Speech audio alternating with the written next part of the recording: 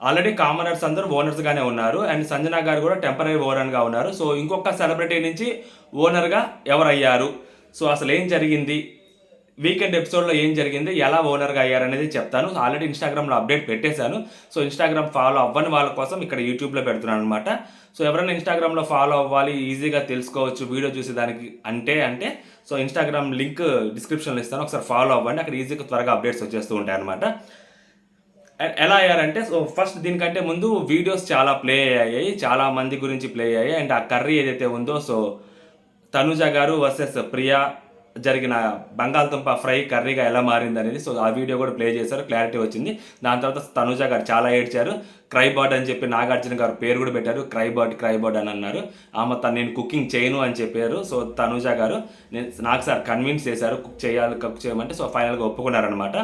దీని తర్వాత అసలు ఏం జరిగింది అంటే ఎపిసోడ్లో, లైక్ ఇది యాక్చువల్గా ఇది రేపు మీకు సండే ఎపిసోడ్లో చూపిస్తారు, ఇప్పుడు చూపించరు ఇది. అంటే లైక్ ఈ పర్మనెంట్ ఓనర్ ఎవరయ్యారు ఏంటి అనేది సండే ఎపిసోడ్లో ఉంటుంది అనమాట. సాటర్డే ఎపిసోడ్ లాస్ట్ ఎండ్లో సో ఇంకొక పర్మనెంట్ ఓనర్ని డిసైడ్ చేయాలి అని చెప్పి నాకు సార్ అనుకున్నాడు అనమాట.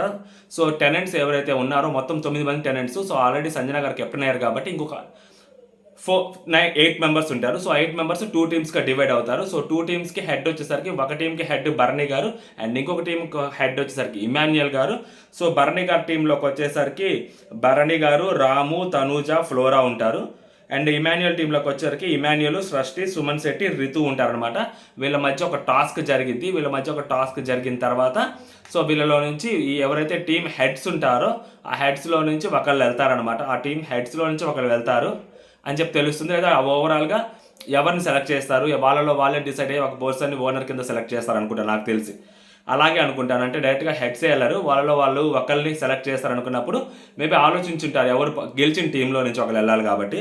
సో గెలిచిన టీము భరణి గారి టీము. సో భరణి గారి టీంలో భరణి గారు, రాము, తనుజ, ఫ్లోరా ఉన్నారు కాబట్టి ఈ నలుగురిలో ఓనర్గా అయితే ఇక్కడున్న సెలబ్రిటీస్కి ఎవరికి బెనిఫిట్ అని ఆలోచించినప్పుడు సో ఓవరాల్గా చూసుకుంటే ఎవరు బెనిఫిట్ అన్నప్పుడు మనకి ఈజీగా అర్థమయ్యేది. సో భరణి గారు లోపలికి వెళ్తే ఓనర్స్గా ఉంటే ఇక్కడ బయట సెలబ్రిటీస్కి చాలా బెనిఫిట్ ఉంటుంది.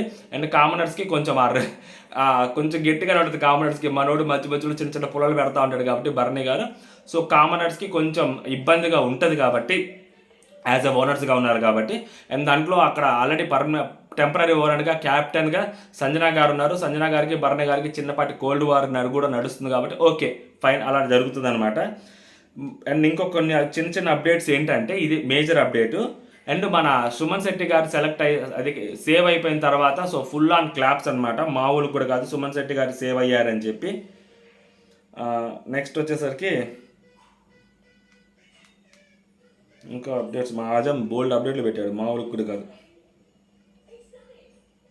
ఆడవాళ్ళు అనే టాపిక్ ఏదైతే ఉందో సో మన హరిత హరీష్, మాస్క్ మ్యాను, బిల్డప్ బాబాయి, గుండంకులు ఏదైతే మాట్లాడాడో ఆ టాపిక్ మీద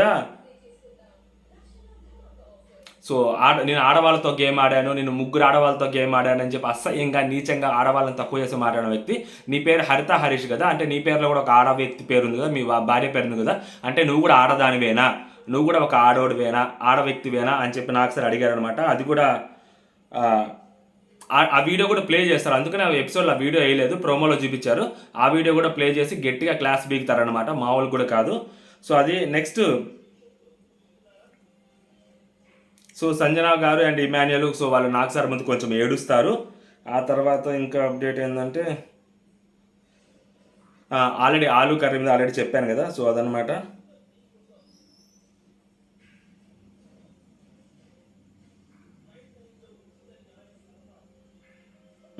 సో ఇవన్నమాట లేటెస్ట్ అప్డేట్స్. సో చాలా క్విక్గా చెప్పేశారు, 4 మినిట్స్లో అప్డేట్స్ చెప్పేశారు అనమాట. సో ఇది ఇది కొన్ని ఫ్రైడే సాటర్డే ఈరోజు ఎపిసోడ్లో మీరు ఇంకో గంటలో చూడబోతారు. ఈ భరణి గారిది నెక్స్ట్ ఎపిసోడ్లో రేపు చూడబోతారు అనమాట. ఇది క్విక్ అప్డేట్. సో మన ఛానల్ కొత్తగా చూస్తుంటే సబ్స్క్రైబ్ చేసుకోండి. రివ్యూస్ జెన్యూన్ ఉంటాయి, అప్డేట్స్ యాక్యురేట్ ఉంటాయి. ఓకే, జై హింద్.